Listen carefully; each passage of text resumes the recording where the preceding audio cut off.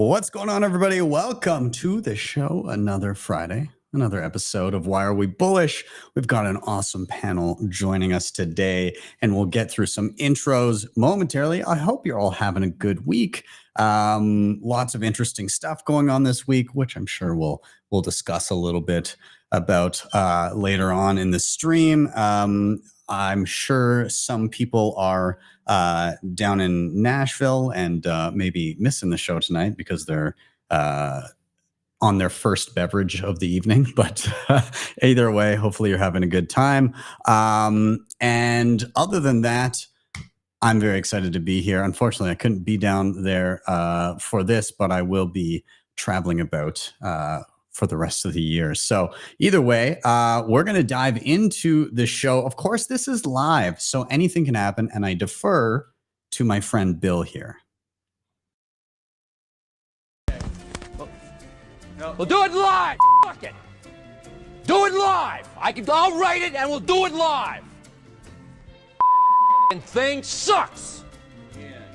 And if you have not already, please do like, subscribe, share all those things. They help a ton getting this content in front of more eyeballs. I am Ben with the BTC Sessions. This is your daily session.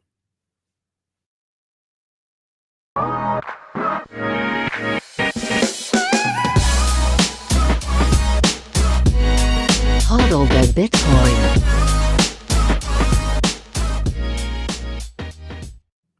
Before we bring in our guests, let's take a quick look at where we are in the market right now. I am pulling up timechaincalendar.com, and simultaneously I'm going to pull up the live chat. Everything you say in there from here on in is live for the world to see, for better or worse. Over at Timechain Calendar, we are sitting at $67,958 per coin. A single US dollar will snag you 1,471 sats. In terms of fees, still low, 4 sats next block, 4 sats per byte next block. And in terms of Bitcoin mined, 19.73 million of them, which is 93.95% of the total supply. We're going to do a quick shout out to our sponsors, and then we will dive right into the show. We'll be back in 1 minute.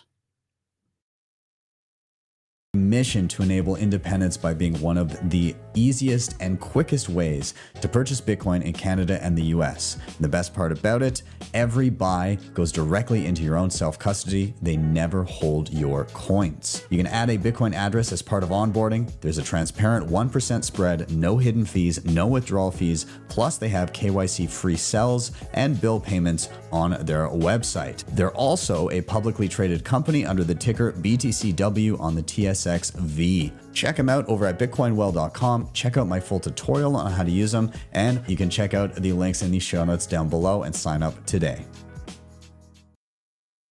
As some of the best hardware on the market today to secure your Bitcoin. The Cold Card Q is an absolute powerhouse and is my daily driver. And on top of this, they have plenty of other goodies, including the Mark IV, the Tap Signer, Open Dimes, the Block Clock, and much more.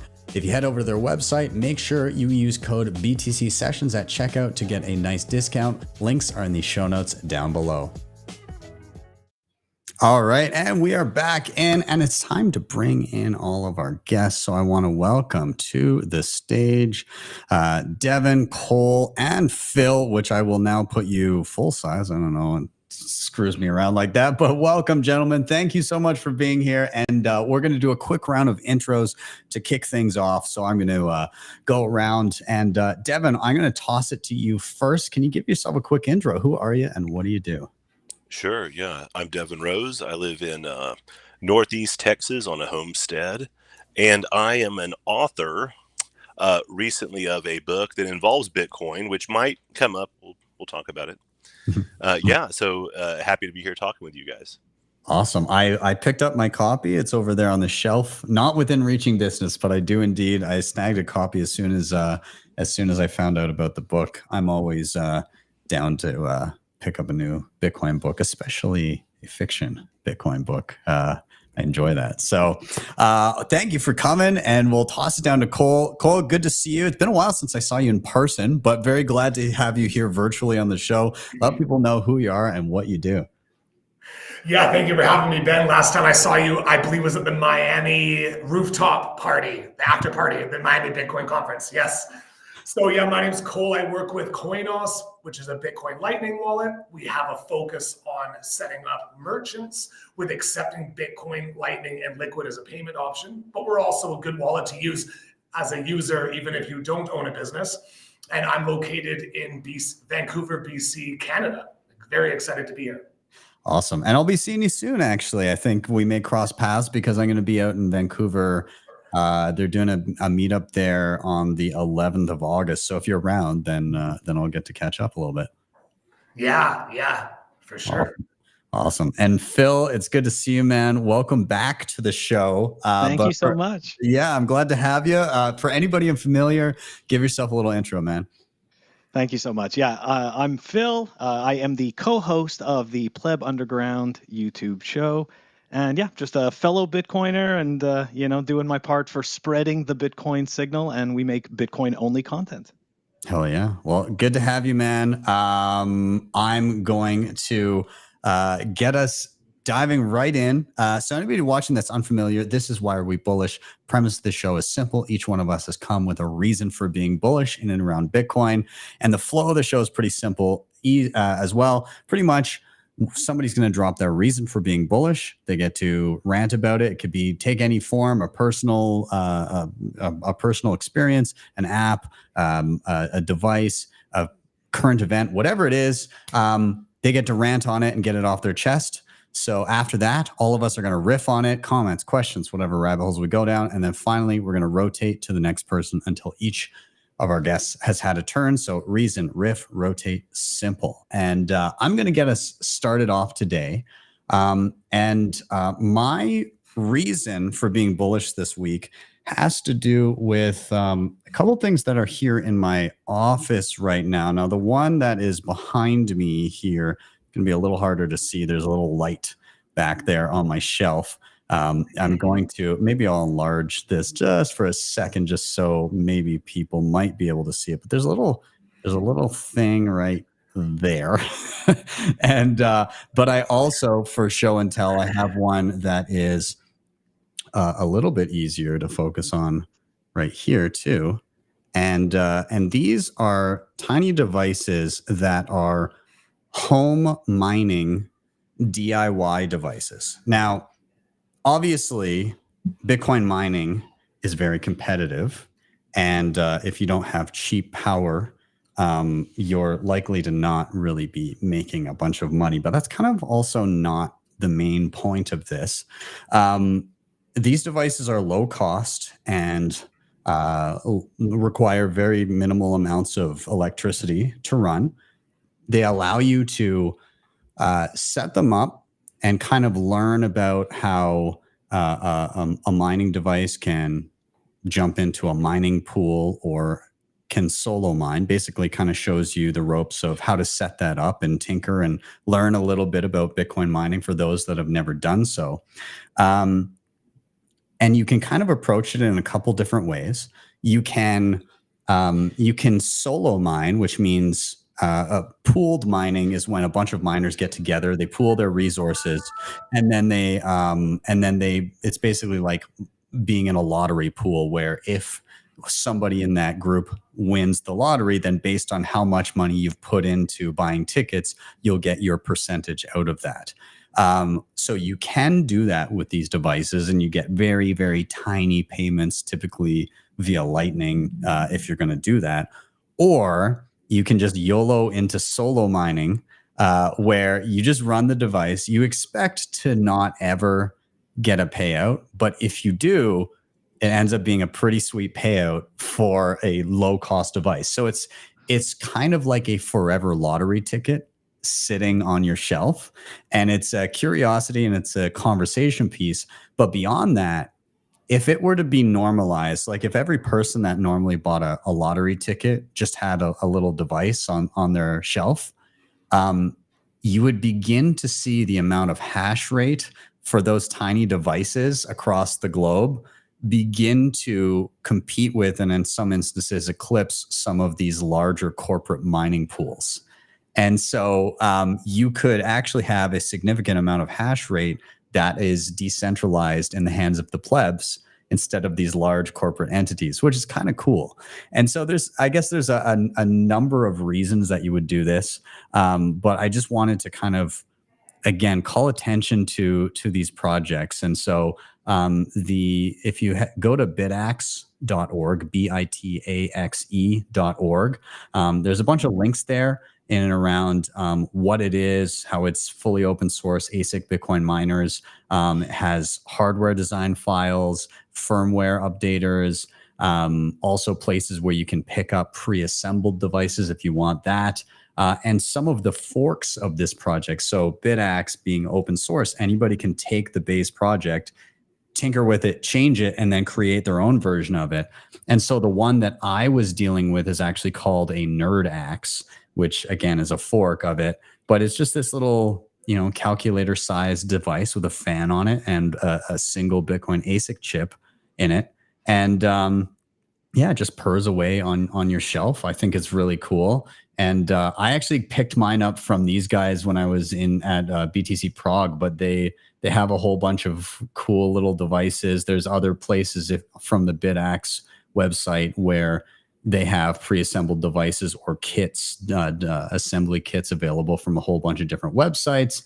But yeah, I think just overall, I think this might be the easiest, cheapest, and most accessible way for your average person who's curious about Bitcoin mining and, maybe isn't going to be doing it in any sort of a professional sense, but is just thinking, I'd love to learn about that. You can get a device for like $70 and it's, that little one that I held up before. You can get something like this super cheap or build it yourself from parts. And then you dip your toes into Bitcoin mining for the first time and learn a little bit more about how Bitcoin works. And in my mind, just the learning is worth it. So that's what I'm excited and bullish about this week. And I'm going to open it up to you guys and kind of get your take on, have you seen these things before? Have you ever tried anything around mining? Is it a blind spot for you? So whoever wants to jump in first, go have at her. I could go first if nobody else wants to go. So yeah, I definitely, I've seen a lot about the Bitaxe. I follow Solo Satoshi. I love his account. Absolutely awesome. Always putting out bullish stuff.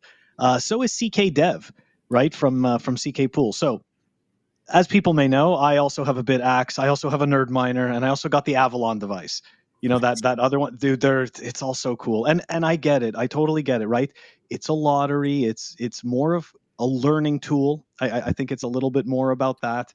But look, somebody asked in the questions or in the comments, what are the odds compared to a lottery? So just to give them an idea, right? I have those 3 devices running, and I've got about like 2.7 terahashes, 2.8 terahashes per second. And I've got a 1 in 3,991 chance out of the year. To put that in perspective, right? So I'm pretty much guaranteed to mine a block every almost 4,000 years. Just to put that in perspective. But you know what? If I actually think that's better odds than winning the lottery. Yeah. The crappy country lottery. You know what I mean? So You know what? If I'm getting to mine and learn about Bitcoin, and I get that you're not offering that much hash when you have a device like this, but still. Right, it's still not a hasher that's coming from some giant controlled entity in asterisks. I think it matters. I think it's worth it. And as the Bitcoin fiat exchange continues to go up, right, and the value of Bitcoin goes up, well, it becomes, in my eyes, less and less expensive to run one of these devices, because as of right now, it's costing me about $3 a month, maybe, to run this device. So $3 a month plus like. What is it? What did it cost? Like $200 or something? I mean, are you kidding me? For the shot at mining a block, that's a piece of history. I don't know. It's worth it. Like, I've done dumber stuff with my money. I've done way dumber stuff. Well, especially in the context of if it's somebody that is replacing the habit of buying a lottery ticket every week or more, then it's absolute, because you're actually again, your odds are greater. But also you're doing something positive by, you know, if enough people are doing this, then it decentralizes hash power a little bit more. So, you know, all in all, it's a net benefit to everybody, I think. Yeah, and I looked into getting one of those heat bits, which I'm sure you're familiar with, and I almost pulled the trigger and then realized 9 months out of the year here in Texas, it's really hot, and I thought, you know, if there was an air conditioning bit, that would be nice. So, but my friend, one of my friends, he gets all these devices. He's here locally where I'm at, and I've always put it off just because I've been lazy. But the fact that that BitAxe guy won, you know, a block, and you guys are doing it is going to I think he's going to push me over the edge. Yeah. Yeah, I guess we failed to mention the fact that earlier this week, I don't know if I even said that when I was talking about it, but earlier this week, somebody running a BitAxe actually, you know, metaphorically won the lottery by mining a block and got the 3.125 Bitcoin plus the fees. I can't remember what it added. Phil, do you remember what they actually got from the block plus the fees? I don't even know, honestly. I saw like 2 Bitcoin and change. Yeah.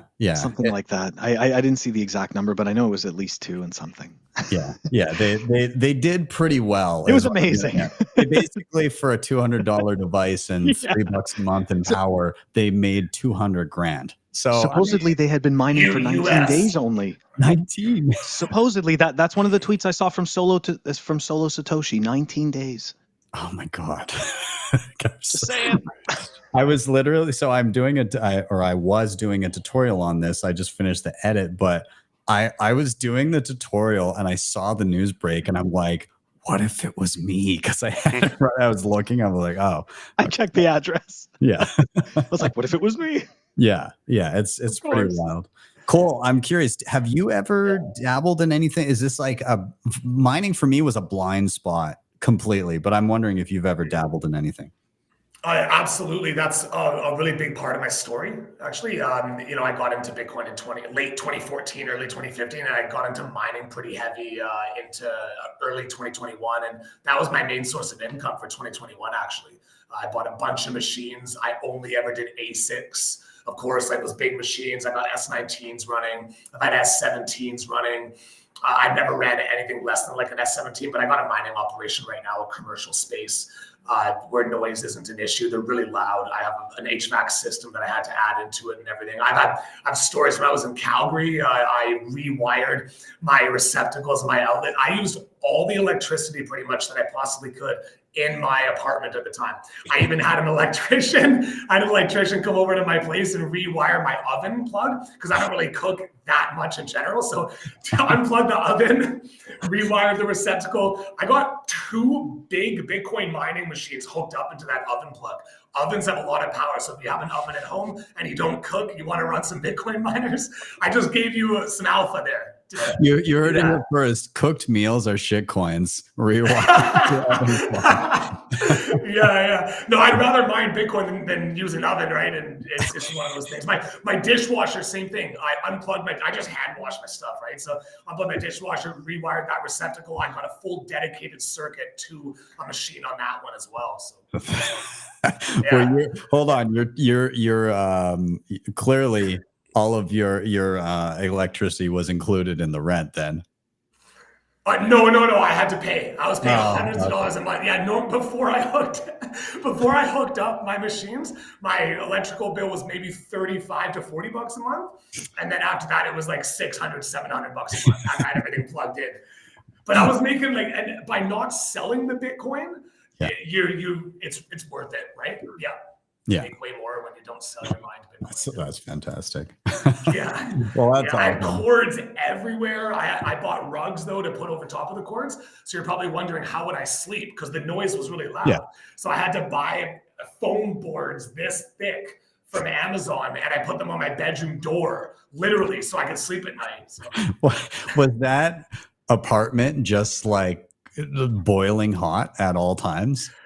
Actually, it wasn't like terrible. I had the doors open a lot of times. Yeah. I had the doors open. Yeah, I had them facing outside. My balcony door was open at all times with the screen on it, and I had the machines aiming outwards. So it wasn't overly hot, but I had to shut them off about 2 weeks per year, at least 2 weeks, because of the heat wave. Yeah. Right. That's fantastic. Yeah. So lesson is, if you're living with somebody or you have a live-in girlfriend or wife, not ideal. But if you've got a bad pad, then perhaps. But I will say that these things are wife approved. Not too much issue with that. And I do, Devin, I do have actually a space heater behind me, but I built it out of an S9. So I tore off the fans. Crypto Cloaks did a little like walkthrough of how to do it. So I used their walkthrough, tore off the fans and replaced them with quieter ones, and then used Brains OS to like ramp down the fans a little bit. And so it does me well. And like I'm where I am in Calgary, it gets really freezing cold in the dead of winter. It'll be like -30, -40 Celsius. And so, I could use every bit of heat I get, and getting a few sats on the side while doing that is a-okay by me. So yeah. By the way, are all three of you guys Canadians? Two of us, myself. Okay. And Phil. Yeah. Okay. Yeah. So Phil, you're not a Canadian. I am. I'm Canadian. I just live in the US. Yeah, well, okay. Phil has rejected Trudeau and Yeah. I didn't realize you didn't consider me Canadian. Yeah. Just learned Ouch. Ouch. No. It's that's a compliment at this point. You've effectively escaped. So Well, you could see the difference, right? Like I'm like, I'm still so proud. yeah. Yeah, exactly. Awesome. All right, well, gents, I'm gonna put a bow on that one. Anybody that is curious about that, keep your eyes peeled. I think tomorrow morning I'm gonna drop a tutorial on how to actually set up and use. It's for the nerd acts, but the same lessons will apply for the other devices. So if you're curious, go dabble. It's fun. But with that, I'm gonna do a rotation now. And we're going to dive into the next reason for being bullish. And I'm going to toss it to Devin first. And Devin, I'll cue you up with the same question everybody gets. Why are you bullish? Yeah, I had to whittle this down because I was thinking, when am I not bullish? And what am I not bullish about? I guess, the depths of the bear market, eventually I'm not bullish. But right now, what I've seen with my friends, I got into Bitcoin almost 10 years ago. And when I talked with people back then, it was a no-go. They never heard of it, or it was a scam. It was a Ponzi. And now I hosted a Bitcoin group for guys around here. A lot of guys came, a lot of guys were interested, and they wanted to know how to buy. Even my boomer dad, who, gets most of his information from mainstream news, you can imagine. Well, now, of course, CNBC and the talking heads at Fox Business or wherever are talking about Bitcoin. Political candidates are talking about Bitcoin. Some of the guys in the chat have been saying how, RFK Jr. just stole Trump's thunder and is talking about Bitcoin. Trump allegedly is going to talk about Bitcoin. Sure, that's cool. So either way, though, the fact that this is now happening and people are discussing it, it's no longer the fringe weird thing that it once was. So have you guys seen that with your friends too in the past year or even shorter?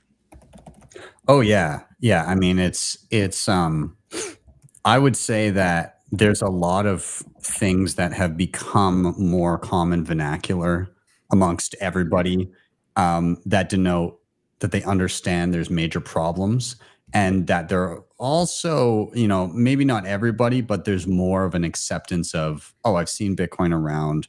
I've seen it for years and years. So it's a thing, and I'm not dismissive of it. I just haven't ever really actually looked at it. But like the things that stand out to me is people using the term fiat, the fact that the meme "Money Printer Go Burr" was not a Bitcoiner meme that just came out of nowhere, and everybody just now takes for granted that, oh yeah, the Fed just like prints money like nothing. Like that's just it's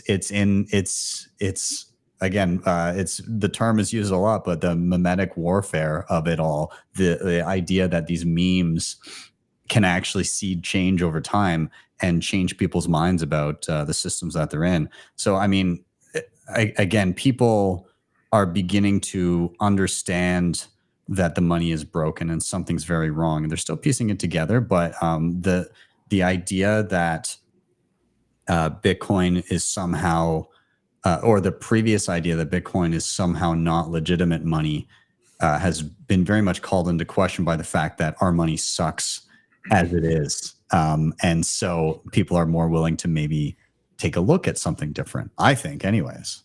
Mm-hmm. Yeah. I'm you other gents, Phil, Cole, how do you feel about it? Have you been seeing that?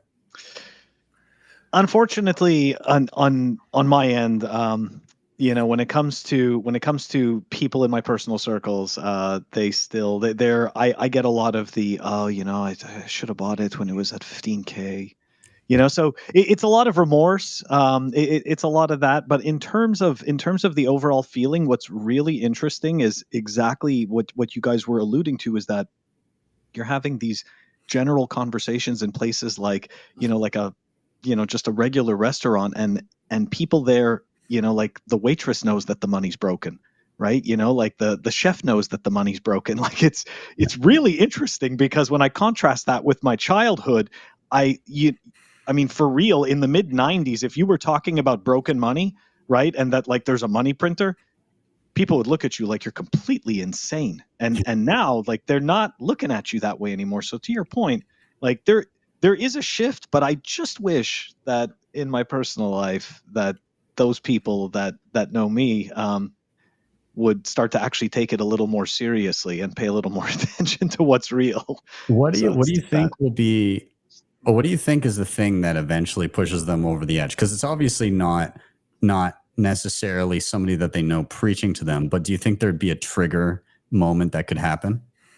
I genuinely do. I think unfortunately, because human beings do react the quickest and the most due to misery. So unfortunately, it has to be something like, you know, like massive hyperinflation of some sort. Like there has to be some type of an event where I believe it is beyond the shadow of a doubt that the money has broken. Like we can see it. For us, it's beyond the shadow of a doubt the money is broken. Like it's not a problem for us. But I'm talking about just the kind of that Schelling point that captures the majority of people, where they can see it and be like, it's broken. And then it's their own idea. They've conceived of it, and that's it. It's off to the races. So yeah, fair. Cole, I know you go and you are an active orange pillar. Have you found it about the same or easier or harder? Like what's the gauge for you as you go out, because you onboard merchants and things like that? What's the feel for you right now? Yeah, exactly. Similar things to what Phil was saying, and what we're all talking about is letting people know how broken the current system is and how bad inflation really is. We get told what the CPI is, and we're supposed to believe that. Unfortunately, most people do believe that. If we are told inflation's 5% or 6%, most people believe that. So when one of the breaking points, as you were asking, Ben, like what's the breaking point? And that's letting them know how bad inflation really is. And you let people know that when you use the inflation tax calculator, which is it shows inflation not being as bad as it really is. But even using that inflation calculator, the Canadian dollar has lost 90% of its value since 1994. And that's being extremely conservative. It's actually lost more than that. Now, why is it that they're able to tell us the CPI? Or why is it that they're able to tell us that the inflation is not as bad as it really is? Something that I read in the book called Thank God for Bitcoin. Highly recommend that book. Robert Breedlove was one of the contributors to that book. I finished it maybe a few months ago. And it's called, the thing they use for lowering inflation is called the hedonic quality adjustment. hedonic quality adjustment. 99.9% of people I know, even in general, they don't know what that is. And that's where the price of something will go up in value, or sorry, a certain good or service will go up in cost, and they mask that as just the quality of it going up. Mm-hmm. They mask it that way. Okay, but really the quality of certain things stays the same year over year. Like, come on, right? And they do that in a very big scale. So letting people know how broken the current system is. Willie Woo was recently in Vancouver, and we asked him, what do you do? What do you say when you're trying to orange pill somebody? And his first response was, well, you tell people, do you want to make 11% in a year, or do you want to make way more than that with Bitcoin, for example, right? And I always tell people, when in doubt, zoom out. People are like, oh, well, Bitcoin goes down in value, the negative volatility. So you let them know that when in doubt, zoom out. Bitcoin's the greatest hedge against inflation that mankind has ever seen. You tell people stuff like that. Price is just one thing. We know that Bitcoin has a lot more value than just price, for sure. You tell people that you actually own your money, your Bitcoin, when you hold it in a non-custodial way.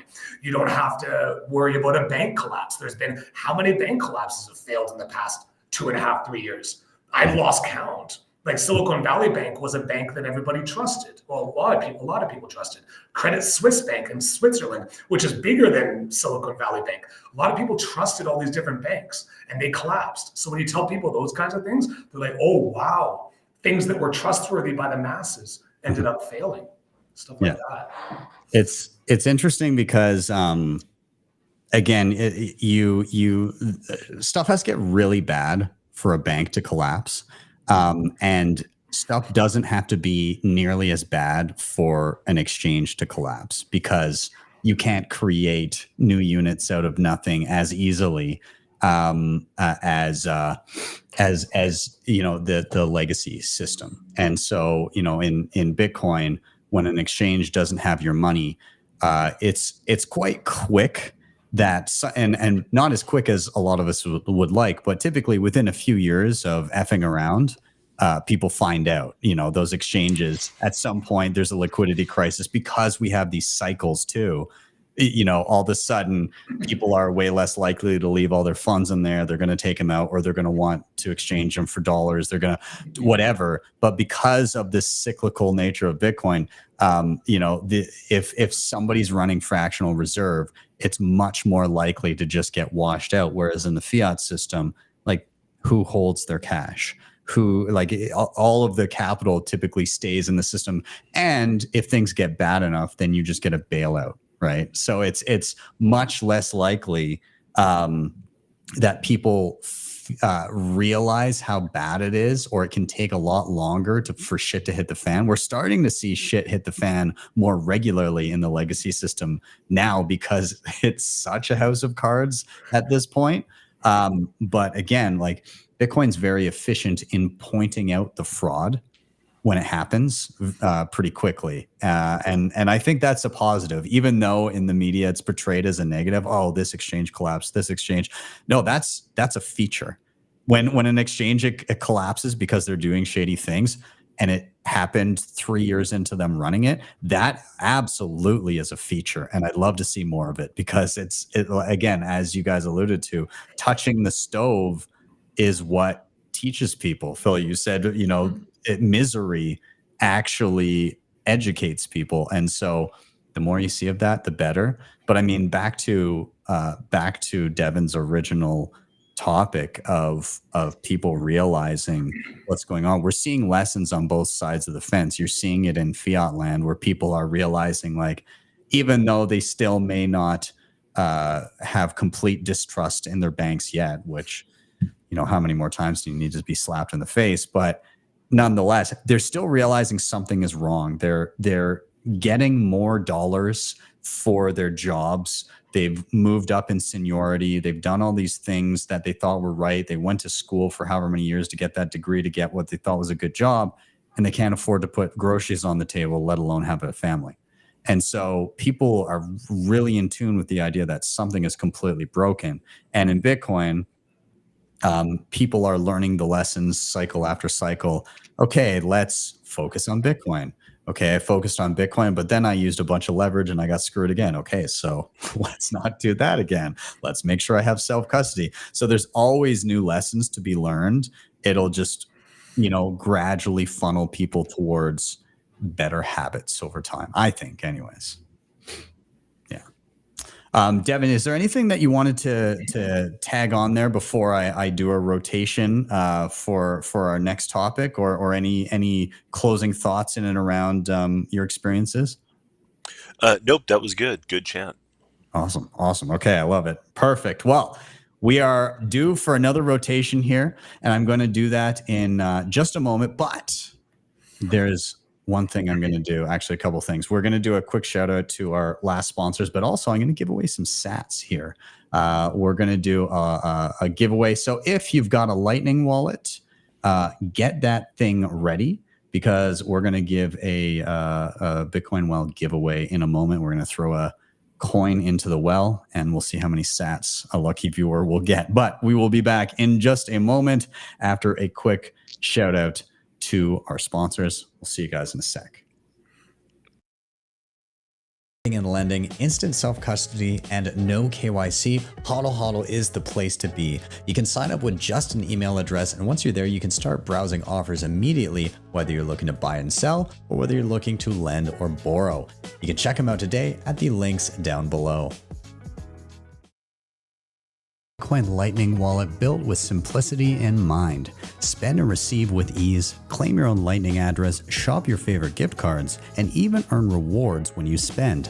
Head over to speed.app to download the app on your mobile or desktop today, and use the link down below to get 5,000 sats for free and have the chance to win even more. All right, we're back in, and we're going to do a quick giveaway before we get into the next topic here. So if you got your Lightning wallets ready, make sure you are ready to snipe these sats. This is the Bitcoin well wishing well. The way it works is anybody using Bitcoin in the US or Canada, every time that you purchase Bitcoin or sign up or refer a friend, you accumulate points, and every 500 points gets you a coin that you can toss into the well and win sats, anywhere from 500 sats up to 1,000,000 sats. So I'm going to go ahead, I'm going to redeem some points right here, and off it goes into the well. I'm going to expand my screen a little bit so that people can scan. And there we go, 500 sats on the screen for whoever snags it first. If you do get it, let me know in the chat, or shoot off a tweet or a note on Nostr, wherever you may have seen this, and let me know that you snagged the sats. I'll give you a few more seconds, and that is it. And we are gone. All right, awesome. Let me know if you got those sats, and congrats to whoever did. But with that, we're going to do a rotation, and I'm going to go right down to Cole. Cole, you are up, my friend. So same question as everybody gets. Why are you bullish? I'm bullish with all the merchant adoption happening that I'm seeing. We're seeing a lot of communities that are growing with their Bitcoin merchant adoption. More merchants coming on board. A lot of people are having more fun, and they're seeing more value spending their Bitcoin compared to spending just dollars. And it's opening the mind. Using Lightning is opening the minds up of a lot of people that Bitcoin can scale, right? Lightning helps Bitcoin scale on a very big scale, essentially. And a lot of people that I talk to aren't aware that the Lightning network capacity was reaching new all-time highs during 2022, when Bitcoin's price was at all-time lows. And right now, the Lightning network capacity, shout out to Glassnode's data, I like their data, and right now it's almost at its all-time high, sitting there right now comfortably, the Lightning network capacity. So what that means to the viewers who don't know, it just means the amount of Bitcoin that's put up as liquidity in the Lightning channels around the world. So popularity, you could say, that's a popularity gauge. And Bitcoin's hash rate, like on-chain, normal Bitcoin's hash rate, was also beating new all-time highs, even when Bitcoin's price was at all-time lows in 2022. Those three things make me really bullish on the Bitcoin space. It shows that the popularity of Bitcoin, people using it, it's not slowing down, even when the prices are at all-time lows. I mean, it's easy to say that Bitcoin's popular when prices are at all-time highs, but we don't need Bitcoin's price to be at all-time highs to be using it. I was on bringing on merchants in 2022 with accepting Bitcoin payments, and we were having meetups consistently, small little events at these places, even during 2022. Of course, we have lots of those now. I host 8 per month, actually. So that's something I'm bullish on, is just spreading the word, having consistent attendees to these meetups and stuff. And I'm just bullish on that. How many people are interested to learn more, you know? Yeah. Yeah. I love that. I love that, you know, there's people that keep at it and keep working and keep curious during the bear markets. And that to me, you know, I enjoy the bull runs, but it also brings a lot of riffraff. But those bear markets, like, those are special times, because it's when the world at large is kind of not giving a shit. And the people that have a greater grasp on what this thing truly is, they stick around and they learn and they level up and they build cool stuff. And we get to enjoy the fruits of their labor and our labor when the bull run comes back around. And it was cool to see that this past bear market, that was actually, it kind of, there was still a lot of activity. Yes, I know, obviously not price wise, but I felt like a lot less people disappeared, or we had enough people where there was always still something new and interesting happening. And that wasn't always the case. So some of those bear markets of the past got pretty quiet. There wasn't much going on. And this time I didn't really feel that. And to your point about merchants, I think there's a different crop of merchants that are coming around this time. I think it was a little premature, the push that happened in like 2015, 2016, because again, like especially brick and mortar stores, even online at that time, it was a lot less frequent that somebody would, 1, have Bitcoin, 2, happen to be in your brick and mortar store, and 3, actually want to spend their Bitcoin on your goods. For online, it may have been slightly more frequent, but not that frequent, because a lot of these merchants that onboarded back then, it was a marketing shtick, right? They were like, oh, we're Microsoft, we're going to accept Bitcoin because we think for some reason it's going to bring in more customers that will take their paycheck, buy Bitcoin with it, pay us with Bitcoin, which we'll accept through BitPay, and then dump back to dollars, which just didn't make sense. And the reason why it's better now is because the merchants that are accepting Bitcoin want the Bitcoin. They want it because they're like, this is the better money. Please give me the Bitcoin. And I think it makes sense as a merchant. If you've got any type of a skill or a product that you make or a service that you offer, whatever it is, you already understand that Bitcoin is better money. You already take part of your paycheck and purchase Bitcoin in the first place. Why would you not also just accept Bitcoin directly and then just save whatever you get for that in exchange for that?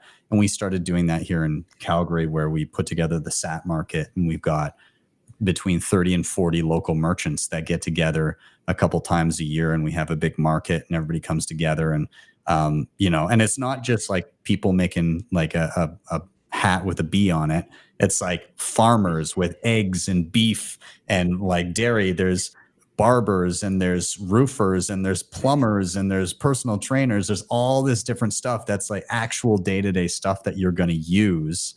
And we have Bitcoiners coming together and letting each other know that, hey, I do this. And like, my kid shoved something down the toilet the other day. So I got the Bitcoin plumber to come over to my house, clear it up, literally fixing my shitcoin problem. I also now have a personal trainer that I'm seeing 3 times a week, and I'm paying him in Bitcoin. I've got a beef guy that's in Southern Alberta that I get all my beef from, and I pay him in Bitcoin. I've got all kinds of stuff in the fridge from local farmers and merchants that I pay in Bitcoin, and it's getting better and easier to do it. So my end goal is, like you, Cole, to onboard as many people that make my life easier that I can then spend Bitcoin directly on. So yeah. And could I add something, Ben, really quick? Yeah, there's someone in the chat, CJ at 1545 there. He said, just wait till the strippers start accepting Lightning. You know what's so funny? Like, you're not going to believe me. You know what I'm going to say, right? Yeah, you go ahead. You go ahead. I already do.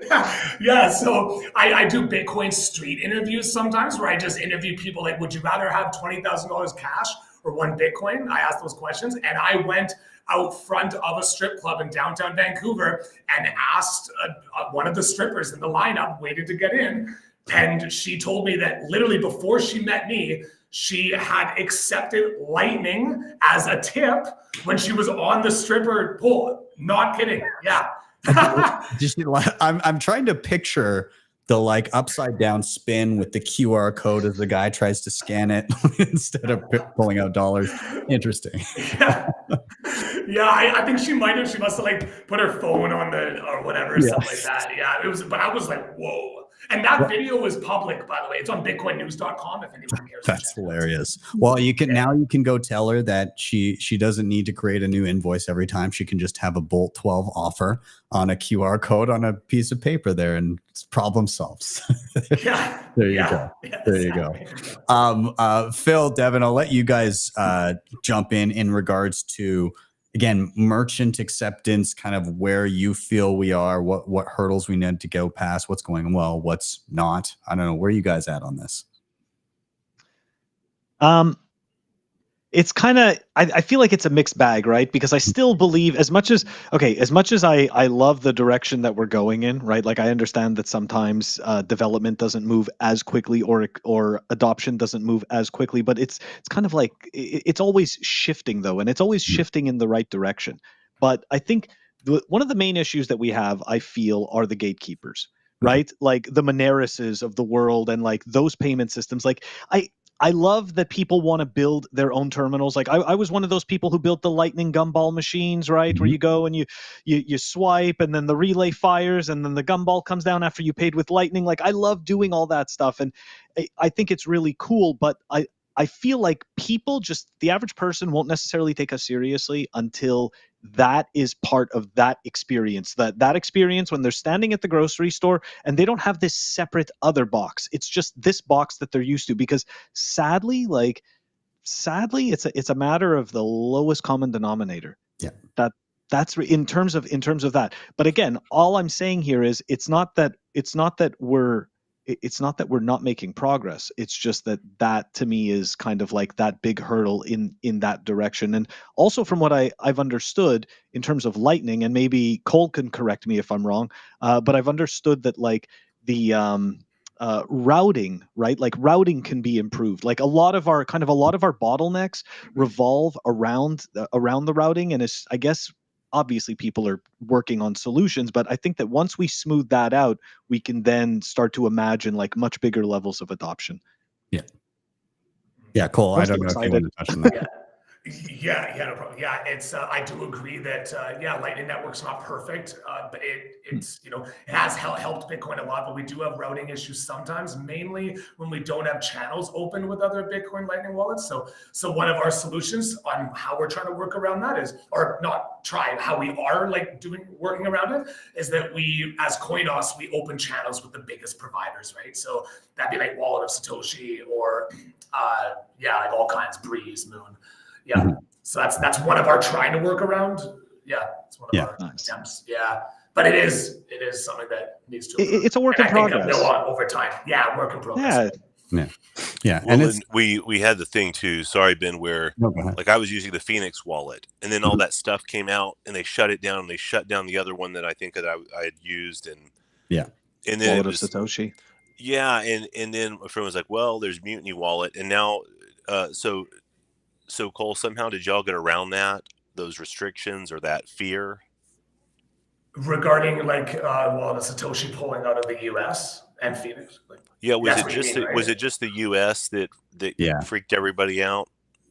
Yeah, the regulation. We're still operating in the US, if that's what you're wondering. Yeah, we're not. Yeah, the fact that we're still operating in the US, but it's the regulation that they were afraid of. Yeah. Canada has somehow despite our government, has somehow escaped the crackdown on, or the seeming crackdown on Lightning in terms of, like in the US, Wallet of Satoshi packed up shop. Phoenix Wallet decided to not be in US app stores. You also saw, obviously, the whole Samurai thing, which isn't Lightning related, but that you also have Blink Wallet, which is available basically everywhere on Earth except for the US. And all of those things are still in Canada, minus Samurai, which just is, the servers are all shut down and everything. But we have access to pretty much all of that. So I still use Phoenix on a daily basis because I quite like it, and I've got like a big ass channel on it, so I never have issues with sending and receiving payments. And they've got the Bolt 12 thing, so that's my for self-custody Lightning, that's kind of the one that I go to on mobile. I did want to say, Phil, to your point, in and around that lowest common denominator and people wanting an easy experience where they can use their regular fiat payments, but also have an option for Bitcoin. Or I think that the pathway that we begin to go down is we start with a Bitcoin focused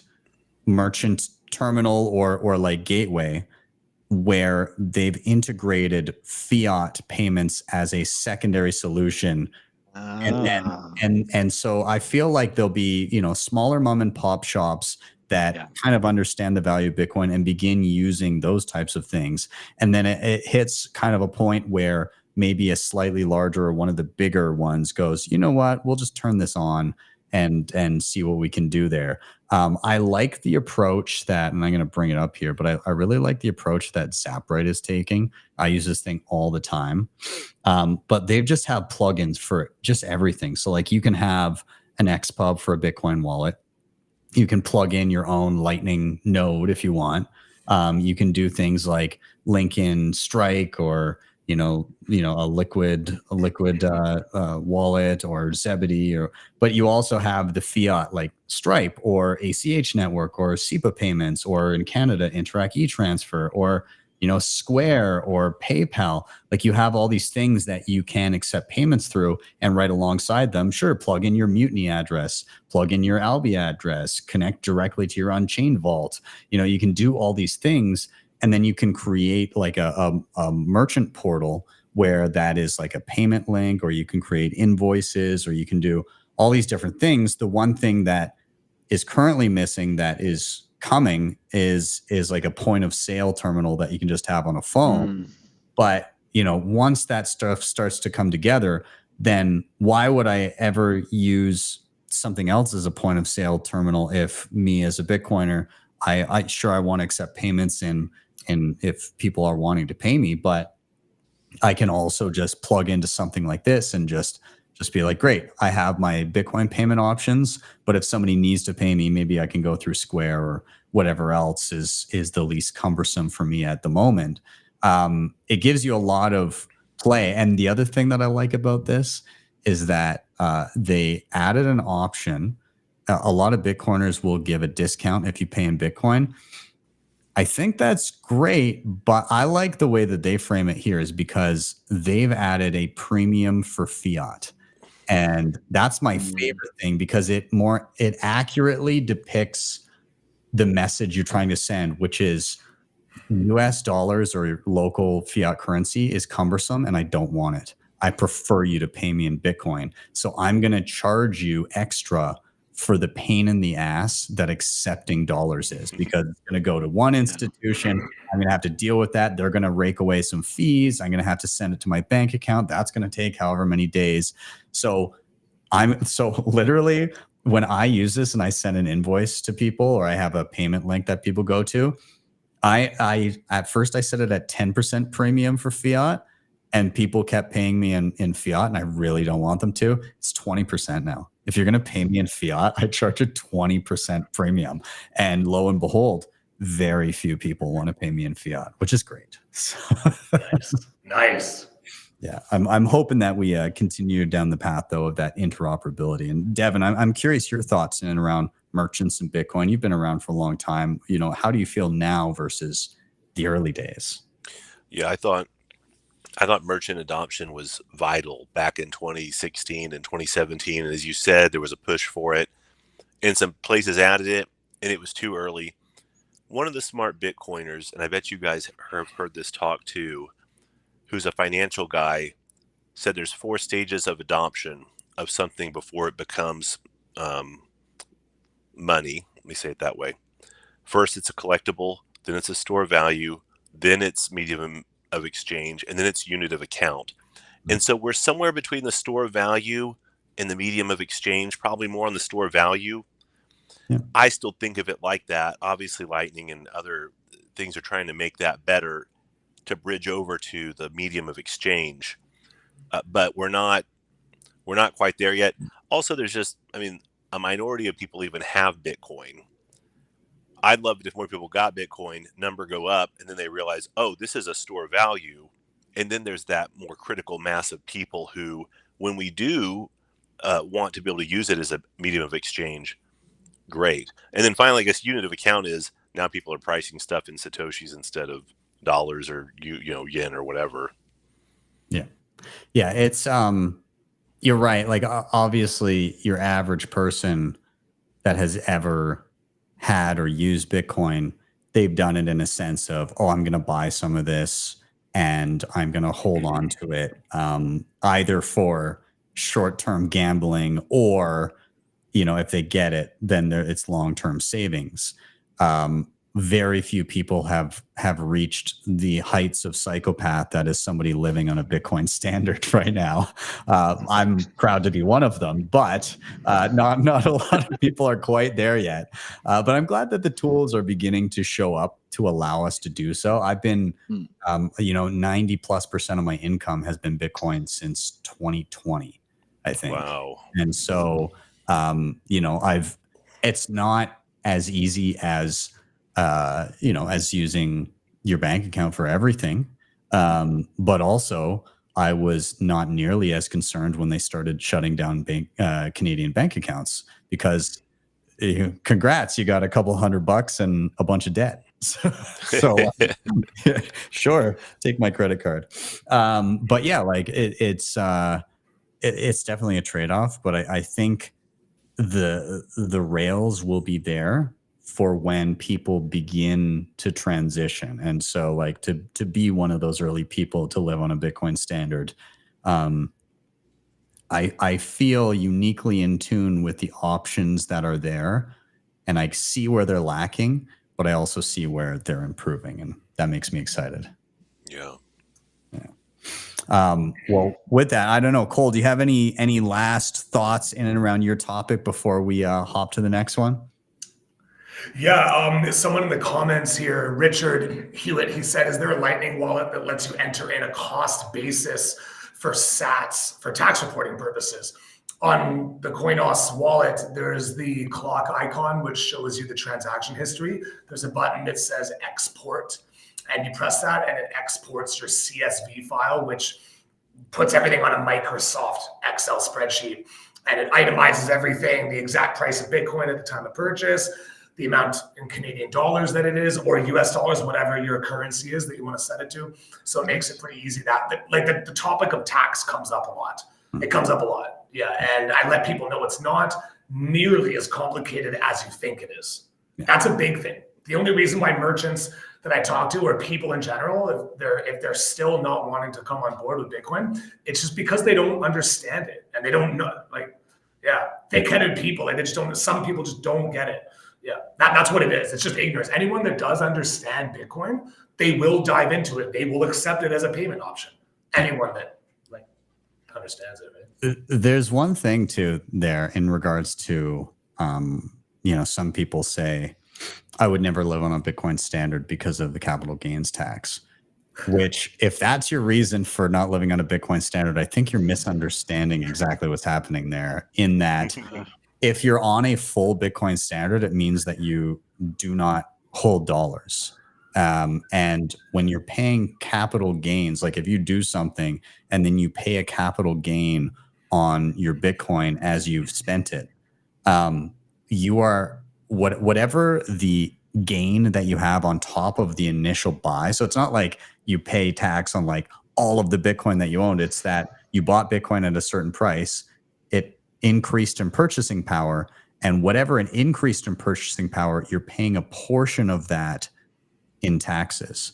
And so what that means is your purchasing power has gone up and you've paid a portion of that gain to the government, which means you're still up, as opposed to when you're holding dollars longer term, you are guaranteed to lose purchasing power. So saying that I wouldn't ever be on a Bitcoin standard because I don't like the capital gains is a little bit like saying I don't want to win the lottery if I have to give some of it away. You know, like I don't want extra money if I have to give some of it back. Like that, it's to me, it's a silly excuse. Now, the excuse of it sounds complicated or I don't know how to handle it, absolutely. But in terms of like the reasoning of, oh, I'm gonna be taxed on it, that never really jibed with me in terms of like and on top of that, if it goes down in a calendar year, you actually can claim a capital loss, right? And you can't really do that with fiat. So I'm just saying that sometimes those concerns, I don't know, I find them a little silly. Anyways, with that, we're going to put a bow on this topic. We're going to do our final rotation. And Phil, I am tossing it to you. Same question everybody gets. Why are you bullish? All right. Well, since, believe it or not, one of mine was the BitAxe, but you already brought that up. The other one was Cole's awesome comments about the Lightning Network. I wanted to bring that up. But you know what? As I was thinking of that, I realized really what I'm bullish on is this cycles we're building on Bitcoin, but here's my shitcoin narratives. Okay. I noticed that this cycle, in previous cycles, I've seen it a lot more towards the, like ETH and Solana and all these garbage tokens. And I know the meme coins are really quote unquote hot right now, but hear me out. I'm seeing a lot of people come to Bitcoin. I'm seeing companies get formed, come to Bitcoin, and they're building fake layer twos, which essentially it's just a sly roundabout way to introduce to you a vapor token while they separate you from your Bitcoin. So I have to say, I am really bullish on that because I have to say that in the previous cycle, I actually was concerned that the bad crap was just going to go totally over there to the altcoins. And hear me out, okay? This is something that I ended up learning during this bear cycle. It's that as much as we don't like the garbage on Bitcoin, okay? Like I don't care for ordinals. I don't care about any of that stuff. I think it's all a grift. The point is that these people want to come here and create what they determine as economic activity, okay? And that means there is some value in this place. Right? There's some value in this blockchain. And these people believe that building their tchotchkes around it, is gonna somehow enrich them. And although I don't fault them for wanting to do that, but I do think that activity and that attention is good for Bitcoin. So I'm actually bullish that these narratives have come back, okay, and that all these people are thinking that, hey, we love Bitcoin. We're going to pretend to build on Bitcoin, and here's our shitcoin. So I'm excited. It's right. It kind of because before the narrative was Bitcoin's old tech. We're gonna new blockchain over here. Come join our new blockchain. Now people are like, well, I mean, Bitcoin's the best. So, but now we're going to build on top of it to make it better, even though they're not actually building on top of it. I think the trajectory that we're on is relearning all of the lessons of what led us from crypto to Bitcoin on top of Bitcoin. And so like there's one thing that stuck with me from 5 years ago. I think I was in Riga with the Bull Bitcoin team. I was with Francis Pouliot, and we went to some presentation, and some guy was doing some sort of like healthcare weird thing, and it was like on top of Bitcoin in some way. And so I sat there and I was like, this was, as I was going through my, Bitcoin is the one that makes sense. And I was firmly in that place, but I hadn't yet grappled with stuff on top of Bitcoin or tangential to Bitcoin. And I came out of that presentation very confused. And I was like, So I looked over at Francis. I was like, what did you think about that? And he just looked back at me and he was like, you know, if it was a bad idea outside of Bitcoin, it's probably an equally bad idea on top of Bitcoin. And I think we're all about to, this is the cycle's lesson, is bad ideas are still bad ideas if they're on top of Bitcoin. Very well said. I appreciate you. I appreciate you introducing the Francis wisdom from that, because that is pure gold right there. Better than gold, it's Bitcoin. Devin, I'm curious your thoughts in around this. You've been around the block. What do you think? Yeah, and I've got a confession to make to you guys too. You know, I started at Bitcoin in 2015, but then one of my best friends, or a really good friend, was a big ETH guy. Yeah. And so Ethereum was my gateway drug, and then it was Ripple, and then after that, you know, it was down the altcoin jungle. Yeah. And it's only in the past bull run bear market where I realized, nope, it's Bitcoin. And what's interesting though, what I've seen now is people have also kind of realized the altcoin game is up, and you don't have the excitement that you had in 2017. 2017, I was like, oh, there's Chainlink and there's Cardano and there's IOTA. It's going to be Internet of Things, like robots and cars, and everything's going to get disrupted with blockchain. Well, that didn't happen. And 95% of those tokens went zero and didn't come back the next bull run.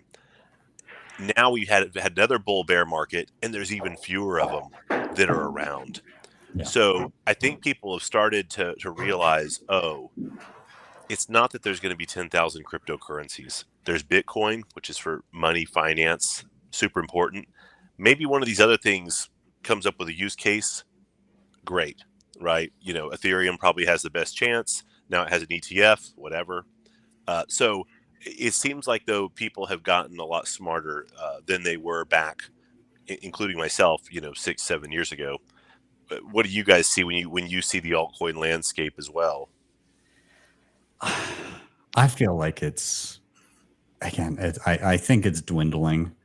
And yeah, I don't know. The altcoins, to me, and from what I've seen, little booths at different events, it's like the altcoins are now doing the affinity scam of, we're building a Bitcoin layer 2 with our altcoin, right? Like Tron's layer 2 solution to Bitcoin. That was a thing on a board above a booth that I saw somewhere.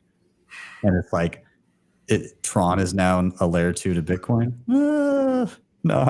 No, but yeah, I don't know. I'm curious, Cole, you must have seen some of this, because like you're dealing with Lightning, which, and I mean, I guess we should get our terms here straight too. Like layer 2, like it depends what your definition of a layer 2 is. Like when you're dealing with Lightning, yes, it is actually Bitcoin locked in a multisig between two parties, and that is actual Bitcoin there. When you're dealing with Liquid, even though I use it, I do concede that is not Bitcoin when I'm doing a Liquid transaction. It's liquid Bitcoin. And I only ever use it typically for my day-to-day expenses, like maybe max like a portion of my monthly cash flow, and just in case we get fee spikes. But I wouldn't necessarily be putting my life savings in it. And I recognize that there's trust involved there. I think it's less likely, the way that Federation is set up, that it would easily be clamped down upon in all corners of the globe. But I do admit it's a possibility that I have to be cognizant of. So Cole, I'm curious what you've dealt with in terms of layer 2s, and scaling, and what you've seen being around the block with this kind of stuff. Yeah, absolutely. I've seen a lot of stuff come and go, and with Liquid, like it is federated. It's not the same. Bitcoin's the only thing that's actually like trustless still, even with like Lightning and Liquid. Like I like those, but Bitcoin's still the only one that's actually trustless. Mm-hmm. And you know, you take something like Stacks, STX, like they claim that they're built on Bitcoin. They're not. Like they are not. They are far. Yeah, and they go to their website. Last time I was on their website, like they still advertise that. I don't really like that. They're misrepresenting themselves. They're just trying to build more users, right? So yeah. So the topic of layer 2s on Bitcoin, I've kind of simplified it. And at the meetup, at the event that I was hosting last night, we got into a very heated discussion, actually, like not me, but a couple of the members in a group setting about layer 2s. Bitcoin needs to have layer 2s, Like for Bitcoin to scale, we need to have layer 2s. We have to have stable coins on Bitcoin for Bitcoin to scale, like stuff like that. So when I hear stuff like that, I always point out to people that stable coins can be frozen. Stable coins are centralized. You have a lot of trust needed that stable coin will be pegged. So there's that. And then also what I say, if you want to have layer 2s, it's like what you were saying, Ben, a bad idea is still a bad idea, or a risky idea is still a risky idea, right? And when you have layer 2s on Bitcoin, it's the same centralization risk, in my opinion, as like Ethereum, right? Ethereum is not decentralized, it's completely centralized. Everything on Ethereum is centralized. So layer 2s on Bitcoin, in my opinion, I think have the same centralization risk as other altcoin blockchains and stuff, right? So when you brought up Tron, Ben, I was about to say, oh, what's wrong, Ben? You don't trust Justin's son? Like, I was gonna make a joke like that, right? Because there's so much centralization in Tron and Solana. Solana is an absolute like joke. Yeah. Like I got an article or a page this big on Telegram that I've been forwarding to tons of people about how many times Solana has been caught for fraud. Like, I know this isn't an altcoin thing, but I'm just saying, like people think they can trust stuff, right? And L2s on Bitcoin, yeah, I'm not. I think it's as risky as Ethereum. That's my opinion. Yeah. L2s on Bitcoin. Yeah. Devin, what do you think about, like, what's your general take on, like, do you have a line where you're like, I won't use it versus I will, or like, where are you at with? I'm willing to use stuff. I mean, especially coming from altcoin world. I at one time had WBTC, which, as you guys know, is Wrap, BTC, and Coinbase, and a bunch of people, or you know. And guess what? Did it work okay for me? Sure, it worked fine. I got in. I eventually got out, but I do like the idea of, I'm in, you call it a homesteading community of people out here. I got to keep this in a PC so I don't trigger certain words. We're all very normal, you know. But I like the idea of the what is it? Fediments, kind of the federated thing, because there's people in our community who they're not going to adopt Bitcoin anytime soon. If some of us got together and said, hey, look, we've set up this thing and it's now easy for you to do.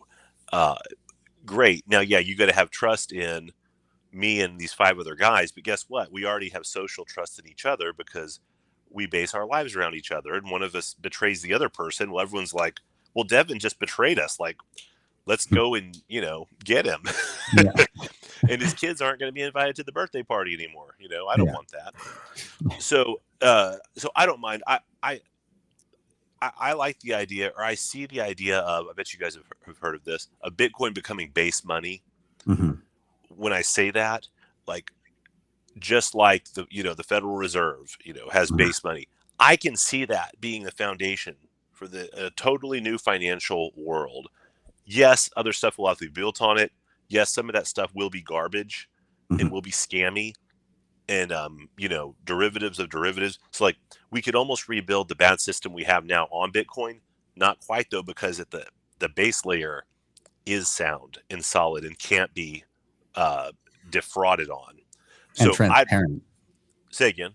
And transparent is transparent. Kind of exactly. There's no central, bank that can say, hey, yeah, we're going to increase, the base money supply and give it out to all our friends, Cantillon effect. Yeah. So a little bit of a ramble, but those are just some thoughts.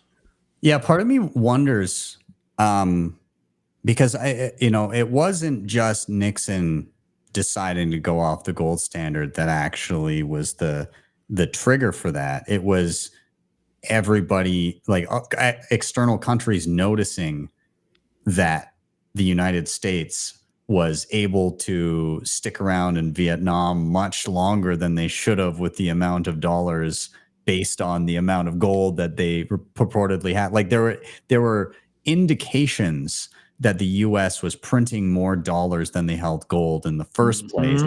And that slippery slope began to go a little bit too quick. And then soon you got France pulling up a warship demanding their gold back. And so, you know, when you have that transparent base layer, like the way I look at Bitcoin in terms of how it should work, in an ideal world, is, you know, I'd like people to be as absolutely self-sovereign as possible, but I don't want to trade off the transparency of the base layer and the ability of anybody to verify and host a copy of the blockchain, and you know, or making that accessible to as many people as possible. And so does that result in a difficulty for most people to have a UTXO that they own? With what we have right now in practice, yes. Could things come down the pipeline that could change that? Yeah, perhaps, but I'm just talking in a sense of what we have right now.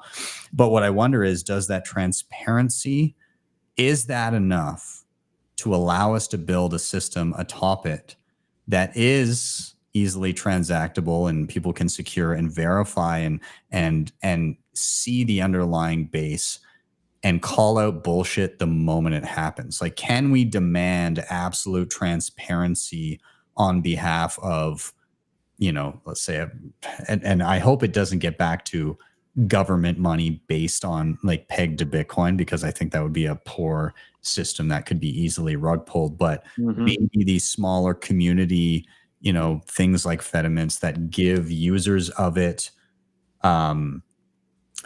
default privacy and easy transactability, but also allow you to kind of audit the underlying coins. And can we create mechanisms like that give us a degree of certainty of what's going on? You know, in those instances, it's going to be more like the system of free banking, where there were bank runs, but That's right. the money, you know, like any effing around resulted again quickly in finding out. And so while you had pockets of untrustworthy institutions that would collapse, by and large, all of society was at least better off because the money itself wasn't corrupted yet. And maybe with the transparency of Bitcoin, you'd be able to point that out a lot quicker than we could in the old system. So, I mean, my hope is that maybe we have partial ownership of UTXOs or some way where you can always have unilateral exit if you need it.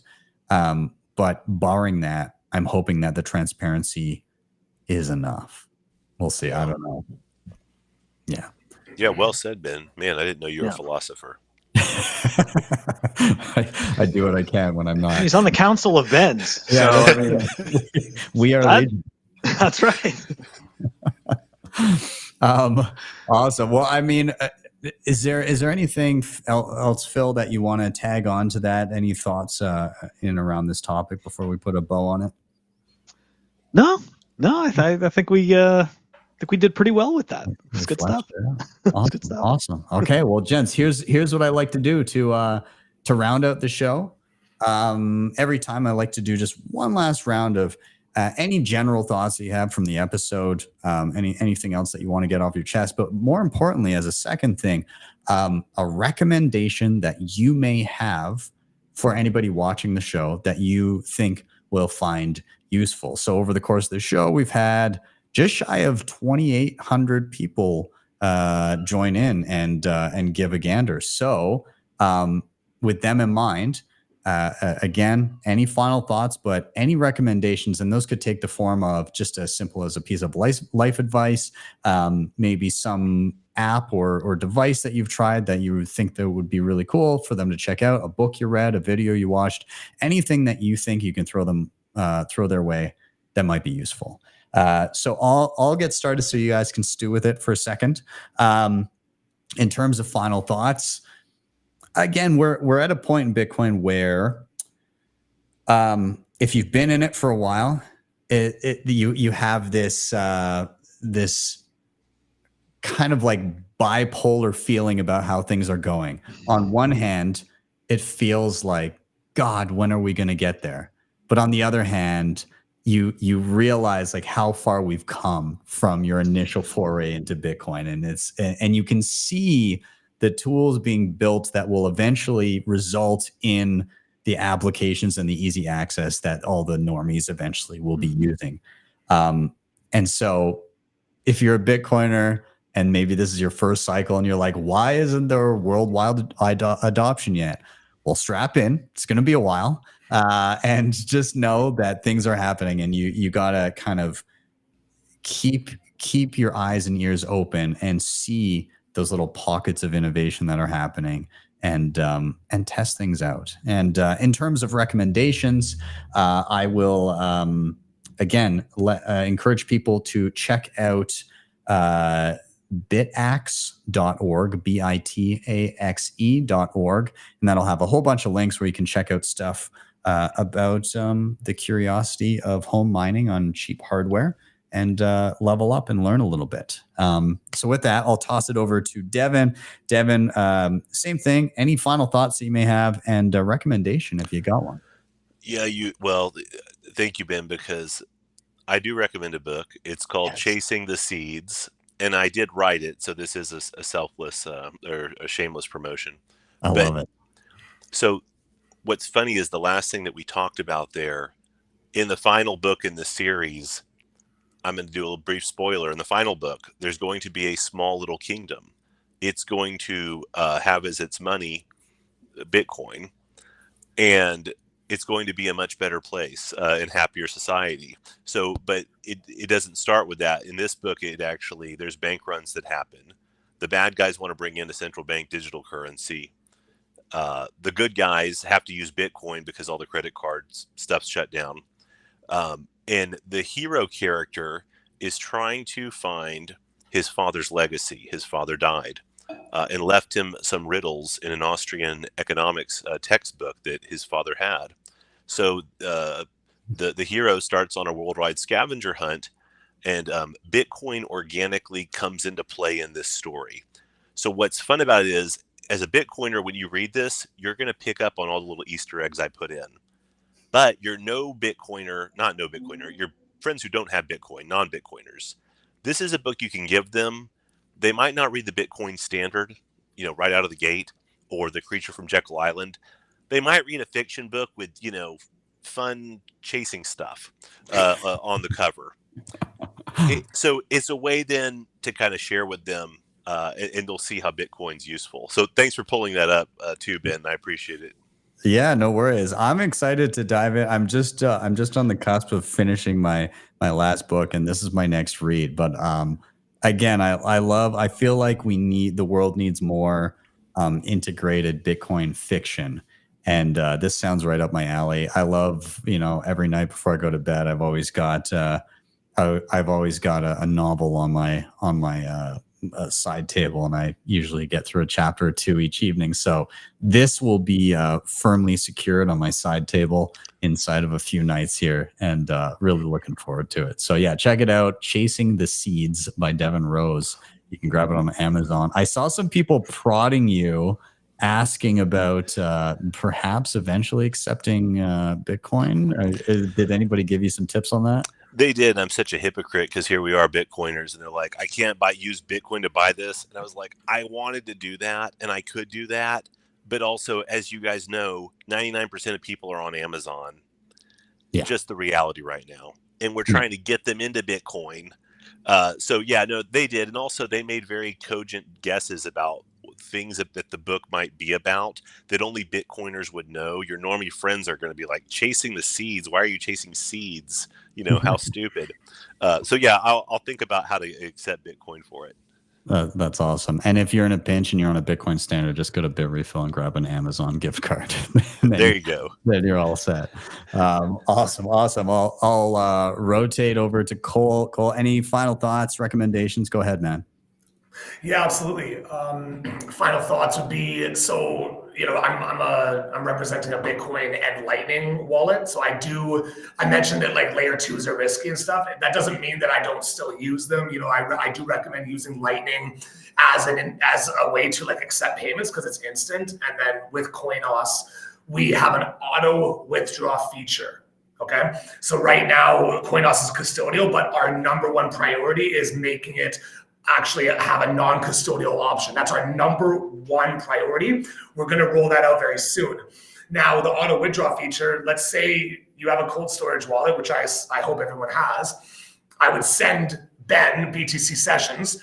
I'll send him, let's say I send him $20 and he can set his threshold to $20 or $15. So everything he gets will automatically be withdrawn into his Bitcoin wallet of choice. Obviously, his cold storage. There you go. Yeah, you put your auto. Yeah, exactly. So that's really good. You can basically use Coinos in a non-custodial type of way right now. Lowest fees in the world. Wallet of Satoshi 0.5%, we're 0.1%. And I wanna say also that Vancouver, if you look at btcmap.org, that's where you can see a lot of businesses that are currently accepting Bitcoin as a payment option. And on btcmap.org, you will see that Vancouver is the most Bitcoinized city in North America. When you like zoom into each city, there's some places in Mexico that have a lot of merchants as well. Calgary sounds like it's really catching up, man. Like you said, there's 50 merchants that come there. Like that's really cool, man. Like, I mean, it sounds like Calgary's like gonna be right there. But when you zoom, so when you zoom out, it's about 100. When I say Vancouver, I mean the greater Vancouver area. So from like West Van to Abbotsford is what I mean. West Van on the mainland, to Abbotsford. Yeah, exactly. There's, I think, 98 or 97, 98 businesses. So that makes Vancouver a really Bitcoinized place. And I'm going to do a tour. Cole, I'm going to need some advice when I get into Vancouver of the best spots to hit, because I'm going to be coming through with some sats. Yeah. Oh, Ben. Yeah. I mean, totally. Yeah, definitely. Definitely. And I will say, so regarding Coinos and everything, especially from a merchant perspective, for quick usability, like when you're trying to get somebody, obviously, like as somebody goes along, and if they're an absolute purist, then they're going to be doing all the things, getting lightning channels and getting all that stuff set up for themselves. But from just like a basic perspective of somebody being able to set this up, and the auto withdrawal thing is kind of key, because you can say, as you're onboarding a merchant, like, listen, let's set your threshold right now and have we can have you on like a device for your savings, or a cold wallet for you, but we can at least set this up, and then you won't have to deal with like lightning channels and everything. But once you hit however much, a few $100 or something, it'll auto send into your long-term savings, and then at least you minimize exposure to custodians. And it is quite easy to just come and say like, oh, I want $1, and then you automatically have the options for Lightning, Liquid, or on-chain. Obviously, I'm not going to take an on-chain transaction for Bitcoin for $1 worth of Bitcoin, but it gives all of those options. And so then that would just pay into your regular wallet. And once it builds a balance, then yes, you can get it into your own self-custody. So, I like what you guys have done with that and made it simple, but have also been working towards making sure people have good practices down the line. And I think as long as the ecosystem that somebody is in gives them a pathway to self-custody, then I think that's the most important thing, because we're also used to starting with, like, here's your on-chain wallet, but transactions will get expensive. And so I kind of feel like our teaching is going to be inverse. Like right now, we're starting from a place of the most self-sovereign that you can be, and then working your way up the stack and being like, here's your on-chain wallet, and which you can secure with hardware. But then there's this thing called Lightning. and that's the thing you're going to transact with. Or maybe that's like the glue in between all these other little systems like Fediments and Liquid and everything.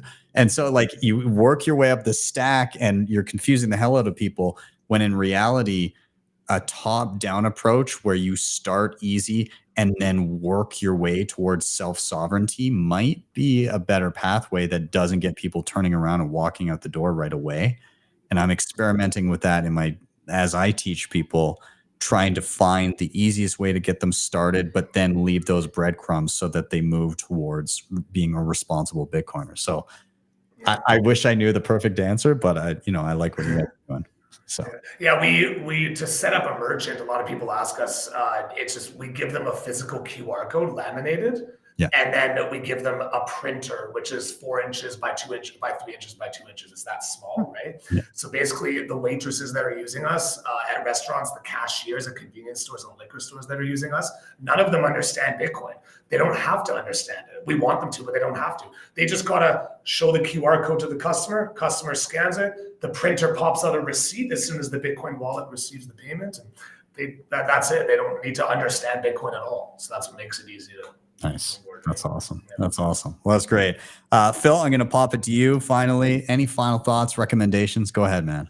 All right, here we go. So I'm going to leave people with 3 things. First, the hopium. Legacy is here. Historically, we've never spent this much time in the all-time high region, right? According to Bitcoin's price history. Mm-hmm. So this bull run, I really think, is going to be epic. So zoom out, self-custody, and stack. Next, shameless plug, check out our YouTube show, Pleb Underground. We have daily clips and weekly guests. And finally, for a recommendation, don't forget to check out, I think, the most epic work that everybody should start with. Everyone's a Scammer. And you could find that on the NakamotoInstitute.org. I'm sorry, I will never stop recommending that. I have no choice. Everyone's a Scammer. Everyone needs to read it. I feel like not enough people do. And I feel like if they did, they wouldn't have so many problems, and they would have a lot easier time stacking. And I think it's really important that everyone understands, right? Even us as Bitcoiners, we're scammers because we want more Bitcoin too. Okay, so we want more Bitcoin. The shitcoiners want more Bitcoin. The no-coiners, they really want Bitcoin, but they think they can't afford it. Everyone's a scammer. So, and there's an audio version of that too that you could check out that Guy Swan does, which is totally awesome. It's totally worth the listen, totally worth the read. I will always recommend this. And this one goes back. This is turning 10 years old pretty soon. Yes. Okay. Oh, wow. Yeah. This article changed my life. Seriously, I was down bad in shitcoins. I had lost tens of thousands of dollars being a fool. And then, I don't even remember which Bitcoiner put this in a link in their Twitter, and I was like, it just completely changed the way that I looked at everything. And I was like, that's it. It's Bitcoin only. I don't care. This is the best. This is it. So that's fantastic. It is some good reading. Awesome. Well, gentlemen, that is our time. That was a great rip. I really enjoyed it. A lot of fun. Thank you all for joining me and getting bullish on a Friday evening. I really, really do appreciate it. Everybody watching, we've now had in around 3,200 people over the course of the show between YouTube and X and Noster all tune in. So thank you guys for joining us. These guys' social handles are in the show notes down below. So make sure you go check them out and everything that they're doing. And gentlemen, I'll just say thank you again, and you're all welcome back anytime. Awesome. Thank you. Thanks, Ben. Thank you so much. Cheers, guys. We'll see you later. Peace. Bye, guys. All right. And everybody, thank you so much for being here. I appreciate you all as well. Of course, as I mentioned, I'm going to be dropping that BitAxe tutorial or NerdAxe tutorial tomorrow morning. So keep your eyes open for that. Again, make sure you follow these gents and everything that they're doing. Make sure you check out Devin Rose's book over on Amazon. Make sure you check out Pleb Underground with Phil. Make sure you check out Coinos. And if you're going to be in Vancouver, come say hi on August 11th. And before we round out here, of course, make sure you like, sub, share, all those good things. They help a ton. You can hit up the previously mentioned sponsors down below. And also, I wanted to let you guys know in and around Bitcoin Mentor, we just launched an affiliate program that actually pays out pretty decent. So if you're unfamiliar, Bitcoin Mentor is for a handful of different people. Newcomers to Bitcoin that need a lot of hand holding. Of course, I've got years of free material on the channel, so make sure you check out that first, and you can lead yourself through it if you like. But if you do need additional hand holding, this is a company that I co-founded where you can get one-on-one educational content with our team of mentors that I've handpicked and trained for anything and everything Bitcoin, whether it be hot wallets, cold wallets, multisig, running a node, home mining now, all kinds of different stuff. You can reach out and you can check that out.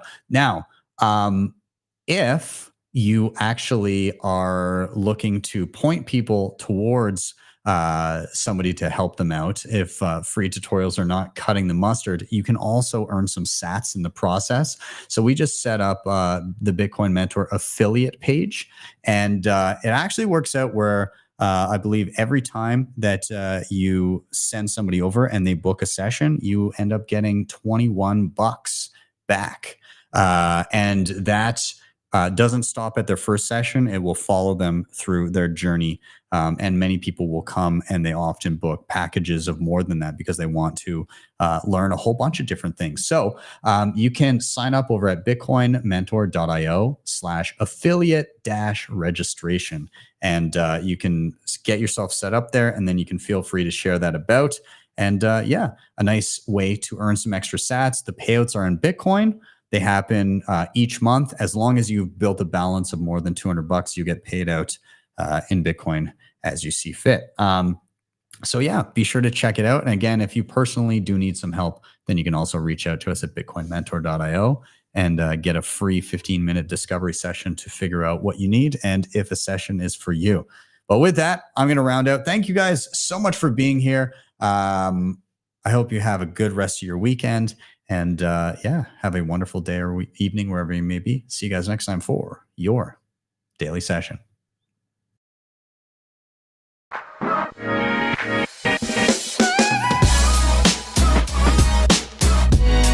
HODL the Bitcoin.